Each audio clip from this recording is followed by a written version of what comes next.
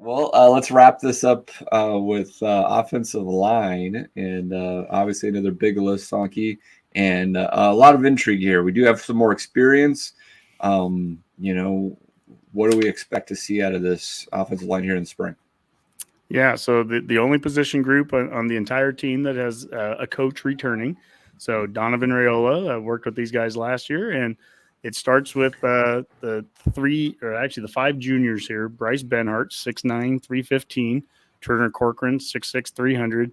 Nouili is 6'4", 315. Ethan Piper, 6'2", 295. Ben Scott, the transfer from Arizona State, multiple year starter there. He was a center, but he's also played tackle. Basically, he could play any of the positions. 6'5", 300. So the five juniors. After that, you have a couple of sophomores. Henry Lutovsky, 6'6", 310 from Iowa, and he's played quite a bit now, starting with last year. Teddy Prochazka, the Omaha kid, 6'10", 320. All the talent in the world, all the potential in the world, but he just hasn't been able to keep healthy for 2 seasons. And then we get to the right side, and we do have the transfer from Georgia, Jacob Hood, redshirt freshman, 6'8", 345. And then Justin Jenkins is a redshirt freshman. He was on the team last year, 6'1", 290. And then the rest are all true freshmen, guys that 4 of them are Nebraska kids: Mason Goldman, Gunnar Gottula, Brock Knutson, and Sam Sledge. And then Jason Maciejczak, and I'll screw up that last name until Say it again. Maciejczak, and he's from Pierre, South Dakota. So those 5 guys probably not going to be as big of players on the team next year. But if we stick over here on the left side of the column, the first thing that comes to my mind is that I feel like a broken record because we've said this now multiple years in a row, but there's talent, right? I mean, let's go back to the recruiting rankings. If they mean anything, Teddy Prochazka, Bryce Benhart, Turner Corcoran, all 3 of these guys were top 100 recruits. Army All-American guy like, Bryce Benhart. These are guys that, that they don't come with a lack of recruiting bells and whistles. From a size standpoint, if Frost liked anything, he liked size. So Benhart is 6'9", and Prochazka is 6'10". This looks like a basketball team. And, big dudes, but it's about staying healthy. And this is one of the rooms where I'm really interested to see if strength and conditioning can make a big difference. A little bit of the bend. I think we looked stiff on the O-line last year. That affected us in pass protection. It affected us, I think, some of our run blocking as well. But, can we get some bend in these guys? There's, I'm not ready to just toss out Benhart and say he's done. This is a guy, if this guy can man the right tackle spot, my goodness, that opens up a whole lot of options. So I don't know, Dave. I'll just start there. There's a lot of options as I look at this group. Yeah, I'll be interested to see if they actually try to play around with some of those lineups, really, and move guys around. Even heard Ben Scott. We've always just locked him in a center, but maybe that's not the case, right? And Nouili was a big miss last year, right? He had really emerged with Teddy 2 years ago as quite the tandem there, and him being out had a big impact on the lineup. So it's a little bit of a reset, and some guys like Benhart and Turner have a chance to kind of reestablish themselves as with some of that hope that they had as they started their careers here. Yeah, last year I had Rob Zaska on the show right before the season started, and he highlighted 2 guys that just kind of out of the blue, they just happen to both be on the O-line, but he's like, there's 2 guys on the team that I think could play right now at a Georgia, and he threw Georgia out as the team. And he said Prochazka, if he's healthy, and then he goes Nouili, and he was bringing up Nouili because it was just at that point it just happened like a week earlier that he was suspended for the week or for the season. So he was like, that was a big loss, and I was a little bit shocked to hear, you think Nouili is that good? He's like, oh yeah, that guy is a road grader. It's a big loss that he thought we didn't have Nouili. And then Prochazka, if he can just stay healthy, but that those 2 guys would be good enough to play at Georgia. So fast forward to today to have both of those guys hopefully healthy, hopefully ready to go, and then throw Jacob Hood on top of that, a 6'8", 345 transfer from Georgia, who was a top recruit too. Now I think Hood, I'm really interested to see him this spring because all I've heard is this is a great big guy, a ton of talent, ton of recruiting hype, but also definitely a project. So I really want to see what that project looks like. You know, I mean, there's a reason they brought him in. Now, I guess we'd be remiss if we didn't bring up the fact that this is the room that missed on a big transfer option. Walter Rouse, who, just to make this clear, if Rouse had come here, he was the transfer from Stanford, committed here, and then decommitted 17 hours later and went down to Oklahoma. But even if he had been here, he wasn't going to be here in spring either. He was coming off of an injury, so he wouldn't have been playing in spring ball either. But, you know, as I start to kind of put guys into positions here, I'm going to say the same thing I said, I think, last season, and that is Benhart at right tackle is so huge right now because if he can man that position, it changes everything else. I think Ben Scott could be our right tackle, but could he be our center if we don't need to move him to right tackle? You know, and you know, Teddy, if he can stay healthy, I mean, I could see Teddy playing left tackle. I could see, got to have Corcoran somewhere on here. Probably Prochazka left tackle, Corcoran, you know, left guard, Scott at center, Nouili at right guard, and Benhart at right tackle. I mean, that's kind of my scribbling. People are really high on Lutovsky, right? You know, so I mean, you're not short of options. It's just they've got to really, to your point, kind of, you know, definitely develop over last year.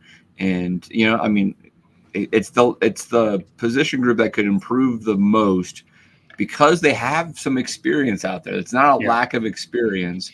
It is a bit of the physical part of it, where maybe different training methods and approaches might pay dividends. Yeah, and one thing, I mean, having Raiola as their coach again, right? Like they're going to be a little bit more into his scheme a little bit, and I think that may have played into it because honestly, this is the one position group that I think still, just year after year, still comes with the most questions, right? I mean, regardless of what we want to say, this is where it all starts, is right here in the trenches. So, you know, that's my biggest concern still. I mean, we got to this year and it's like, you know, we're looking at this and for me, that's the biggest question mark because these are the guys that, you know, that are going to, of where it's going to start anyway.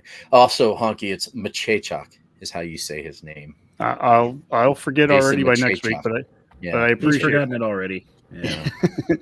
But Trev said it on, you know, the day that he was firing for us was that we have to win the trenches, and that was this area. Any success that we're going to have, it's going to ultimately start up front here. Scott's a big transfer, just like with all these other position groups we've talked about that have had a transfer. Imagine what this group looks like if Scott's not in there right now. I mean, I think Scott's a big improvement here, and where he goes is kind of dependent upon where the need is. I would say up front the biggest need is at center, and hopefully other guys can fill in those other spots, and Scott can be that center. If not, you know, it's not that Piper can't play center. It's not that Nouili couldn't, or even Corcoran.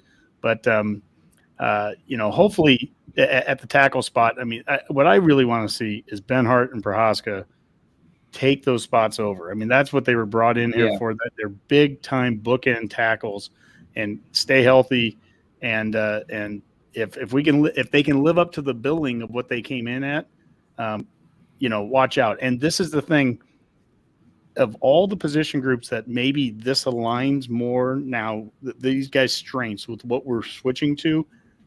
Coach Rule specifically, when asked about why did he keep Raiola as a line coach, he said he coaches the style of line play that I want to run.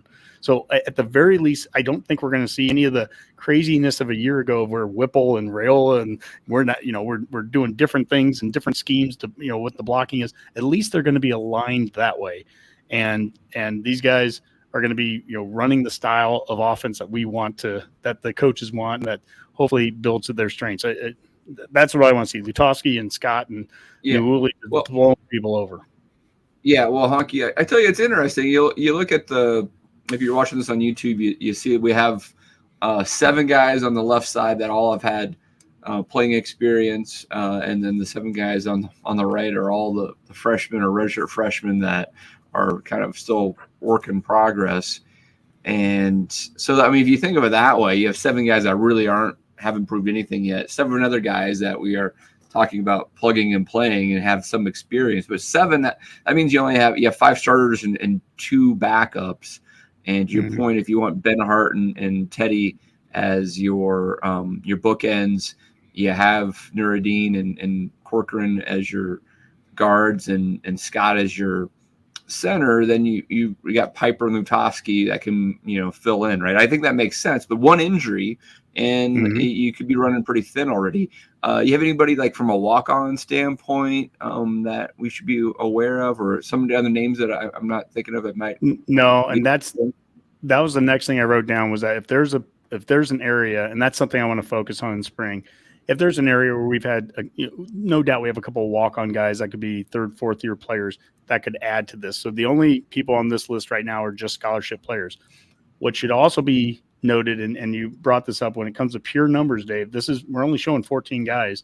And if there was any position group that Coach Rule said, hey, I want a certain number at, he talked about it with OLine. He wants to be at 16. So scholarship-wise, you're looking at a group here that's a couple short of what he wants ideally. And so when we look at some of these other position groups that, look bloated or have, quite a few more than you would normally see at it, this is one that, we want to get a couple up to. So I know we have that 100+ scholarship, number right now going on, but he would like to see a few more offensive linemen in that room. Is it possible that they go after someone in May as a transfer to add depth?